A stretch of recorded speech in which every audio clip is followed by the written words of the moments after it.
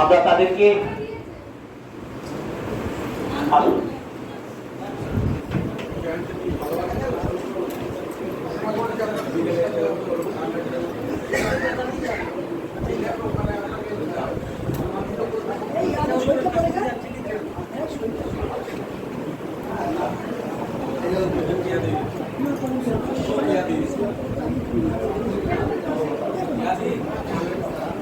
আমরা এক্ষুনি বলে দেব বিদ্যাসাগর স্মৃতি সম্মাননা।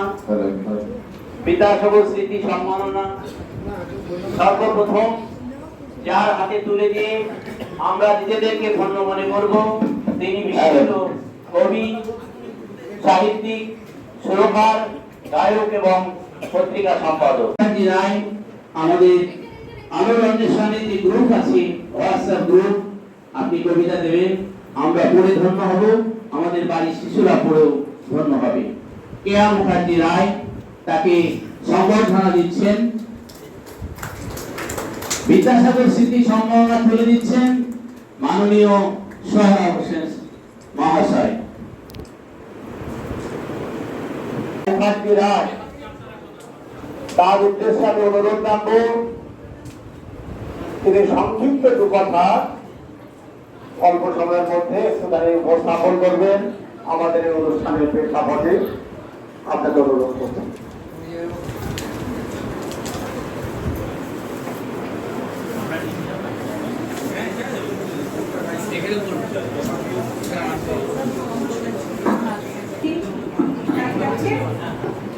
মঞ্চে উপস্থিত বরণীয় জন এবং শ্রদ্ধেয় জন, স্নেহের জন, যথাযোগ্য স্থানে আমি প্রণাম, সালাম, নমস্কার এবং আমার ভালোবাসা জানাই।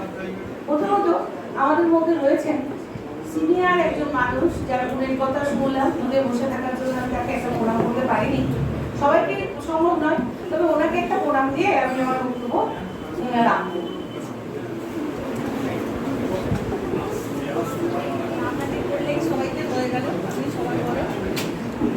আজকে এই মুর্শিদাবাদ চাঁদি থেকে ভগ্ন হৃদয়ে বলুন, আমি আমার হাজবেন্ডকে হারিয়ে আমি ভগ্ন হৃদয়ে এখন পথ চলি, কিন্তু এই সাহিত্যের জগতে উনি আমাকে এনেছেন, তাই আমি আন্তরিকতা এবং ভালোবাসার একটু সম্মানের ডাক ফেলে সেখানে আসি। আজকে আমার এক শ্রদ্ধেয় দাদা, তাকে আমি প্রথম দেখলাম, কিন্তু দীর্ঘদিন তাকে আমি ফেসবুকে খুঁজে পেয়েছি। এরকম উপরবেলার আশীর্বাদ আমার জীবনে কিছু আছে, যারা আমাকে দূর থেকে ভালোবেসে এমন করে দেখেছেন বোন বলে যে আমি সারা জীবন তার ডাকে সাড়া দিতে চাই। তো আজকে যে মহামানব, আমাদের নারী জাতির পিতা, তো সেই মহামানবের নামে যখন আমি এই সম্মান পেলাম, আর এই দাদার জন্যই আমি আসতে পেরেছি, এবং এই যে দাদা কত গুণীজন আমি বহুদিন ধরে দেখেছি তার প্রত্যেকটা জায়গা। তো আমার মেয়েরাও এই দুই মেয়ে এখানে আমাকে প্রেরণা দিয়েছে, মা এটা খুব ভালো জায়গা, সেভাবে এসেছি। আমার কবিতা আমার বক্তব্য, বেশি বক্তব্য আমি রাখবো না। তো শুনুন, আমার বিদ্যাসাগরের উত্তরসূরি অমিতাভ বন্দ্যোপাধ্যায়ের একটি কবিতা ঈশ্বর সম্বন্ধে আমার খুব ভালো লেগেছিল সেটা, আর বর্তমানে মানবীমানে ঈশ্বরকে একটা চিঠি লিখেছি, সেই চিঠিটা আমি পড়ে শুনিয়ে আমার বক্তব্য শেষ করে আমি মঞ্চ থেকে নেমে যাব। প্রথমে আমি আমার পুরনো লেখাটা পড়ি, ঈশ্বর, আমার স্বরচিত কবিতা। কত লাঞ্ছনা, কত গঞ্জনা শুয়ে, বুক ভরা ব্যথার বয়ে রয়েছে তুমি জ্ঞানের সাগর, ঈশ্বর নাম লয়ে। তুমি দুর্বার গতির আধারে দিব্য জ্যোতি, অশ্রু সাগরে বুকের মাঝারে রেখেছ শুভ্রমতি। সবটুকু ভালো দিয়ে সব ব্যথা একা শুয়ে, সংসারের মাঝে রবে পণ্ডিত দয়ার ঠাকুর হয়ে। জ্ঞানের মশাল উড়ে ক্লান্তিতে ক্ষয়ে ক্ষয়ে নির্বাসন নিয়েছো গোপনে নিজেকে নিগড়ে দিয়ে। তোমায় যতই দেখি জলে ভরে যায় আঁখি, হৃদয়ে রাখিলে বেদনায় ভরে, তাই তো মাথায় রাখি। এই কবিতাটি আমি বোলপুরে 2021-এ পড়েছিলাম।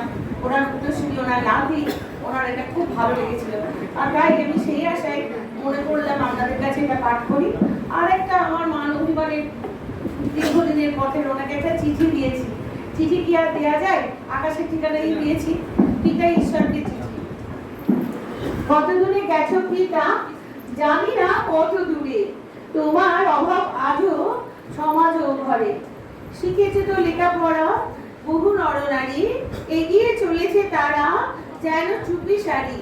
মুখ খুললেই আছে শুকুনির মাথা, অমতে চললে পথে দিতে চাই কাঁটা।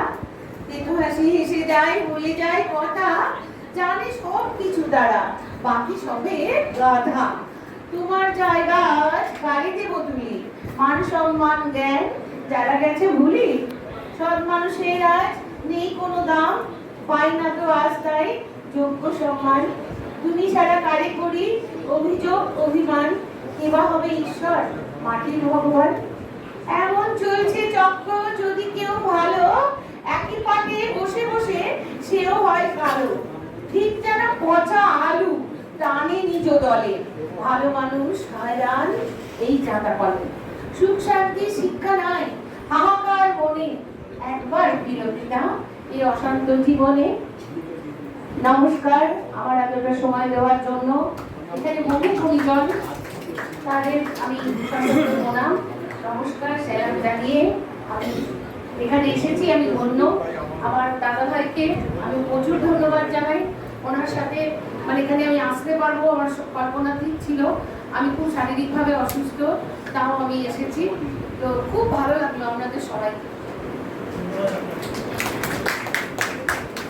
ধন্যবাদ মাননীয়া কেয়া মুখার্জি রায়কে তার মূল্যবান কবিতা পরিবেশন করবার জন্য। আর সুদূর মুর্শিদাবাদ থেকে এসে আমাদের সান্নিধ্যে এই যে তার উপস্থাপনা এবং সাবলীল তার বাক্য প্রকাশ, তাতে আমরা সন্তুষ্ট অভিভূত। এবার মুর্শিদাবাদ